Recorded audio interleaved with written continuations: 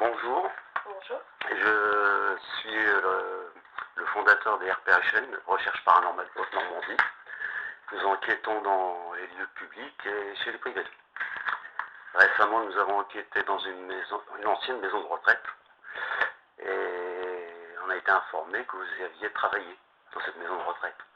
Alors, pourriez-vous nous dire ce que vous avez vécu avant?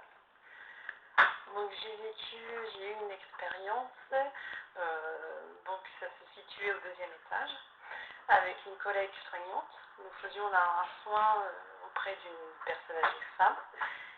C'était une chambre à 2 lits. D'accord.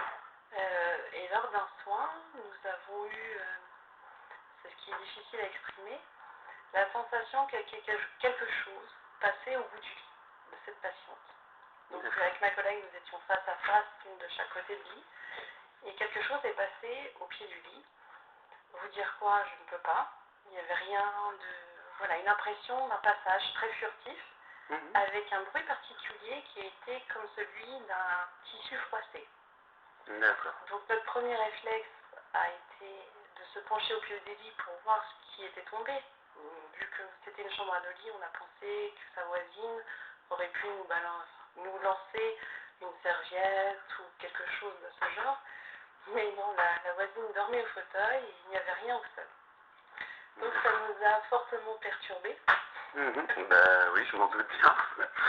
D'accord. Et on est resté perplexe et on s'est longtemps interrogé sur ce qu'on avait vécu. En fait. Oui. Vous étiez infirmière ou aide-soignante? Infirmière et soignante. D'accord. Voilà. Donc c'était un soin sur une dame qui était en fin de vie. C'était un soin, ce qu'on appelle un soin en binôme.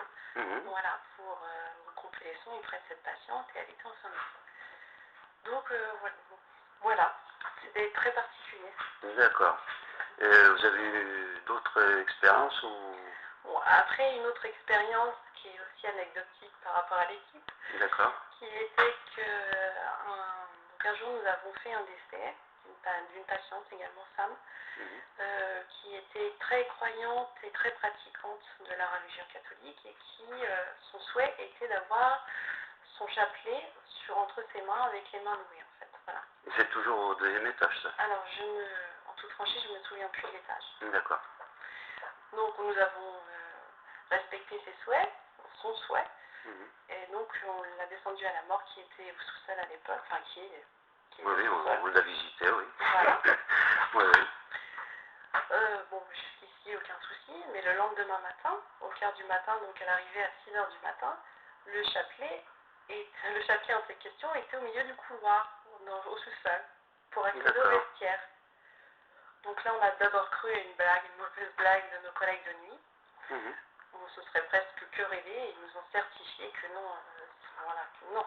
Mais vous, quand vous avez conduit cette dame à la mort, le chapelet, elle l'avait autour des mains. Elle l'avait autour des mains. Et puis quand vous avez fermé, vous n'avez pas vu de chapelet dans le couloir. Non.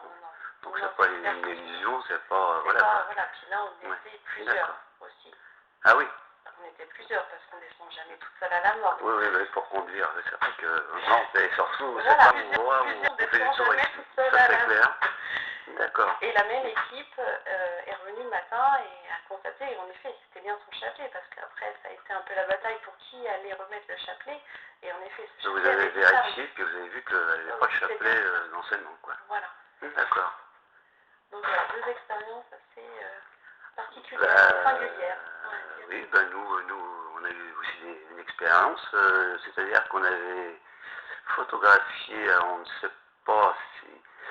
C'est opaque, hein, c'est un buste dans, comment dirais-je, dans